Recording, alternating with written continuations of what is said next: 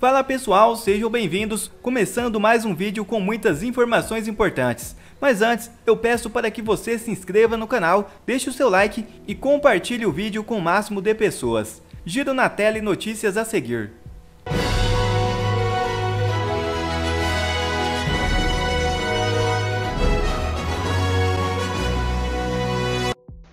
Primeira notícia já na tela. Propriedade produtiva pode ser desapropriada, decide STF. Decisão unânime foi publicada na segunda-feira 4. O deputado federal Gustavo Gar se manifestou sobre a decisão revoltado. Veja o vídeo. Essa data de hoje tem que ser marcada na história do nosso país. Dia 5 de setembro de 2023 vai ficar conhecido pelo resto da história como o início da implementação de forma oficial do comunismo no Brasil. E, para nossa surpresa, não veio por parte do governo, veio por parte do STF, que foi sua maioria escolhida por esse ladrão de 9 dedos, que foi descondenado por esse mesmo STF para ser colocado na presidência do Brasil. Mas vamos lá. O STF hoje tomou uma decisão, tá? E a decisão basicamente é fim da propriedade privada. Na nossa Constituição fala que propriedade privada que for produtiva, né, não poderá ser desapropriada. Só que agora eles tiveram um novo entendimento que ela tem que ser produtiva, mas ao mesmo tempo estar de acordo com a função social, que é algo que não há definição. É pela compreensão e entendimento deles que vai determinar se a sua propriedade pode ser desapropriada ou não. Preste bastante atenção. Se você mora numa chácara, se você tem uma casa, e o STF decidir que a sua casa, a sua chácara, não cumpre função social, o governo agora, o Estado brasileiro, poderá tomar de você essa propriedade. O fim da propriedade privada acabou de ter o seu primeiro passo de forma oficial numa decisão da nossa Suprema Corte. Agora, não acabou ainda não, deixa eu te explicar como que funciona esse trabalho de parceria da facção criminosa do PT e dos seus asseclas com a Suprema Corte do nosso Brasil hoje. Funciona assim. Lula fez uma live, uma dessas lives dele que ninguém assiste, a não ser os trechos de besteira que ele fala, que acabam sendo viralizados. E foi viralizado hoje um trecho onde ele fala que ele acredita que os votos dos ministros do STF deveriam ser sigilosos, ou seja, o povo não precisa saber como vota o ministro do STF. É isso mesmo. O pilar de uma democracia saudável é a transparência das ações das autoridades. Não há democracia se o povo não pode saber como as autoridades estão agindo, como elas se posicionam, justamente para saber se o povo poderá votar, deveria votar neles novamente ou não. Pois bem, Lula disse recentemente que quer que o voto dos ministros não seja de conhecimento público. Por quê? Eu vou te explicar. Embora eles tenham comprado o Centrão, eles sabem que mesmo comprando o Centro, eles nunca conseguiriam aprovar o aborto. Quem vai aprovar o aborto, já está tudo organizado, é o STF, legalizar o aborto. Então eles querem preservar os ministros do STF, colocando o voto desses membros escolhidos pelo PT de forma sigilosa. Então vamos lá.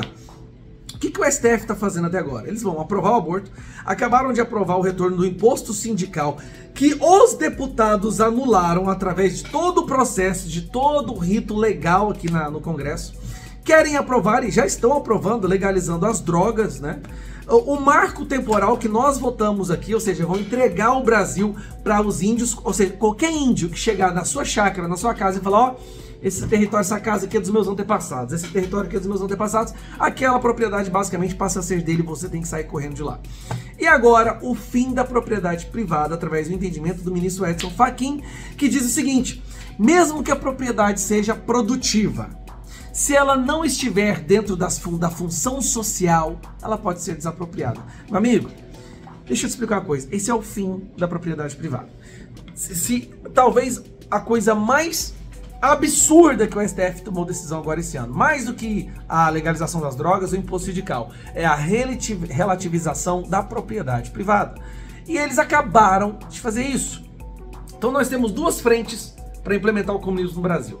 De um lado, o PT comprou o Centro, distribuiu 5 bilhões de emendas só ontem para poder aumentar a taxação, o maior peso de impostos no ombro do povo brasileiro, aumentar o Estado de uma forma como nunca se viu antes no Brasil e diminuir os nossos direitos, mas focando sempre na parte da economia, centralização econômica. A pauta de costumes, quem vai cuidar disso vai ser os seus colegas que foram colocados em posições como ministro do STF, que estão ali para trabalhar para liberar aborto, liberar a ideologia de gênero nas escolas, imposto sindical, marco temporal e agora o fim da propriedade privada. Não estou exagerando. Eles votaram que se você tem uma fazenda e você produz, mas você não está cumprindo...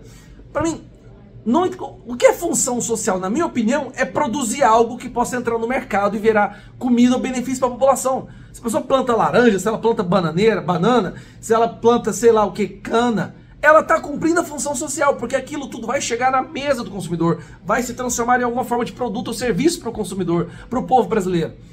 Produzir é função social. Mas agora, de acordo com o entendimento deles, pode até ser produtiva, mas se não cumprir função social, poderá ser desapropriada. Cara, isso não existe. Em nenhum país, em nenhum outro país que se diz democrático, esse tipo de entendimento prosperaria. A não ser no Brasil. E aí, vamos trabalhar para impedir? Vamos, mas a situação é a seguinte. O centro está comprado, o STF é aparelhado por esse governo. Gente, eu não exagero. Eu não estou exagerando. A facção, o crime organizado sequestrou o nosso país. E a imprensa passando pano. Só que a imprensa hoje, né, depois dessa fala do Lula, ficou com cara de bunda quando ele fala abertamente que o povo não precisa saber como os ministros do STF votam. Olha, se o povo não precisa saber como as autoridades votam, então faz o seguinte, cancela esse papo de democracia, vira isso aqui uma ditadura logo, porque todo mundo já percebeu que virou. Isso aqui já é uma ditadura. Um abraço. Já outra matéria na tela. Em nova fase da Operação Lesa Pátria, PF cumpre mais de 50 mandados envolvendo o 8 de janeiro. A Polícia Federal deflagrou na manhã desta terça-feira a 16ª fase da Operação Lesa Pátria, para identificar os supostos financiadores e pessoas que fomentaram os atos do dia 8 de janeiro. De acordo com a PF, 53 mandados de busca e apreensão estão sendo cumpridos em 7 estados, por determinação do Supremo Tribunal Federal. Deste total, 12 estão sendo cumpridos em São Paulo, 26 em Minas Gerais, 6 no Paraná, 3 em Santa Catarina, 2 no Mato Grosso do Sul e 2 no Ceará. Até o momento, a Lesa Pátria já cumpriu 78 mandados de prisão, 277 mandados de busca e apreensão e instaurou 17 inquéritos. Já outra matéria na tela. PF intercepta o WhatsApp de senador. Trabalhamos para prender Moraes. A Polícia Federal interceptou mensagens em que um senador da República diz ter atuado para prender o ministro Alexandre de Moraes do Supremo Tribunal Federal. Obtido pela coluna, o diálogo de WhatsApp foi encontrado no celular de Marcos Duval e remete a fevereiro deste ano. O aparelho foi apreendido no âmbito do inquérito do STF que apura suposto planejamento de golpe de Estado por parte do senador Marcos Duval, de Bolsonaro, e o ex-deputado Daniel Silveira. Foi com base nas mensagens encontradas no telefone interceptado que investigadores da PF pediram a prisão de Duval a Alexandre de Moraes em junho. Em 2 de fevereiro, uma pessoa identificada como Elmo enviou uma mensagem a Duval às 11h24. O que precisar de nós é só falar. Se precisar estar aí com você, é só falar. Tamo junto na alegria e na tristeza. O senador responde: estou há 2 anos trabalhando para prender Alexandre de Moraes. Pouco depois, Elmo encerra: dura batalha. Segundo apurou a coluna, o interlocutor seria irmão de Duval. Já outra matéria na tela. Agora, decisão de Zanin pode salvar vida de criança de 2 anos. Direitos à vida e à saúde. É isso mesmo. O ministro Cristiano Zanin, do STF, determinou nesta segunda-feira que a União forneça a uma menina no Ceará a Zolgensma, medicamento conhecido como o mais caro do mundo. O remédio entrou no rol do Sistema Único de Saúde no fim do ano passado. O Zolgensma é usado no tratamento da atrofia muscular espinhal, uma doença rara e degenerativa. Seu custo pode chegar a 11 milhões. Em julho, os advogados da criança de quase 2 anos levaram o caso ao Superior Tribunal da Justiça. Como era recesso, o vice-presidente do tribunal, Fernandes, concordou com o pedido e a União comprou o remédio. Depois, contudo, a decisão foi derrubada pelo ministro Francisco Falcão. Agora, no STF, o processo foi relatado por Zanin. A defesa alegou que a criança já tem 2 anos, idade limite para usar o medicamento. também ressaltou que a aplicação do remédio estava marcada para esta terça-feira. O caso em questão trata de direitos fundamentais da maior grandeza, os direitos à vida e à saúde de uma criança, a quem a Constituição Federal atribui prioridade absoluta, escreveu Zanin acolhendo os argumentos dos advogados. Senador Eduardo Girão denuncia na tribuna do Senado Federal as indecentes gastanças do governo Lula. Veja o vídeo. Eu não posso deixar de falar no momento que a gente vê tantas pessoas passando necessidade, ralando para levar o seu sustento para casa, desesperançada com a caçada à liberdade de expressão, a ditadura que a gente tem no Brasil hoje, não tem outra palavra, censura, um alinhamento do governo Lula com o STF. Eu não posso deixar de falar sobre o governo perdulário do PT. Eu não tenho como deixar de falar, porque o exemplo tem que vir de cima. E a gente tem na história do mundo situações que a gente precisa relembrar como é que isso termina.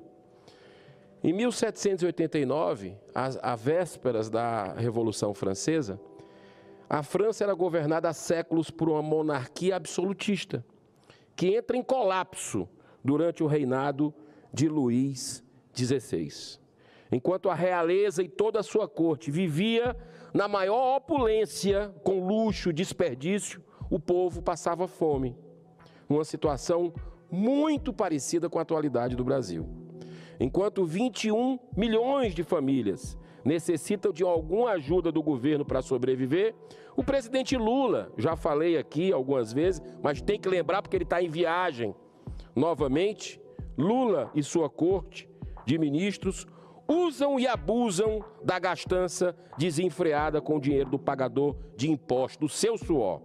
Só nesse primeiro semestre foram 25 milhões, torrados com extravagantes viagens internacionais. E seus ministros, para cima e para baixo, aproveitando o feriado, aproveitando o final de semana, indo para os estados em aviões da FAB e muitas vezes dando carona para ministros do STF. Isso é matéria que está na imprensa. Estou apenas repercutindo na Casa Revisora da República.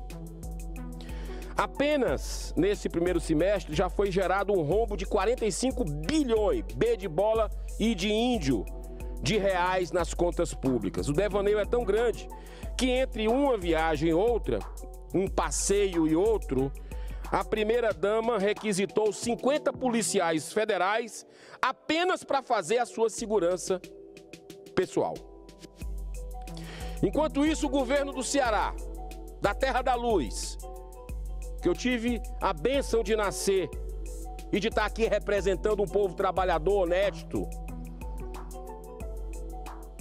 o governo do estado, do meu estado, segue a mesma sanha irresponsável de inversão de valores, iniciada ainda no governo petista de Camilo Santana, hoje ministro da Educação, quando cometeu a insanidade de gastar 1,1 bilhão, B de bola e de índio, no estado do Ceará.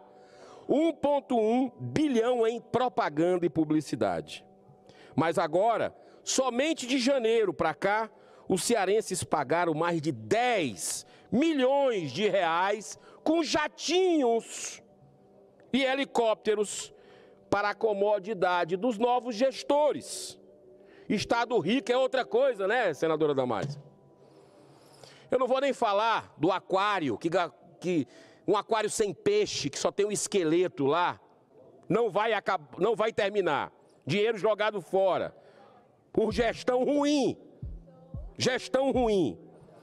Eu quero dizer para você, brasileiro, o cearense já sabe disso, mas a gente precisa denunciar para o Brasil e, se for necessário, para o mundo nós vamos fazer, como a gente está mostrando as liberdades aqui sendo ameaçadas no Brasil. O cearense está sendo expulso de casa, famílias inteiras, pelo crime organizado. O trabalhador tem que pedir autorização para entrar em certos bairros à luz do dia, porque um estado paralelo se formou. Essa é a verdade. Bom, quer receber mais conteúdos como esse? Então inscreva-se agora mesmo no canal, deixe o seu like e compartilhe o vídeo com o máximo de pessoas. Assim você vai estar me ajudando demais. Fico por aqui, um forte abraço e que Deus abençoe a todos. Brasil acima de tudo e Deus acima de todos.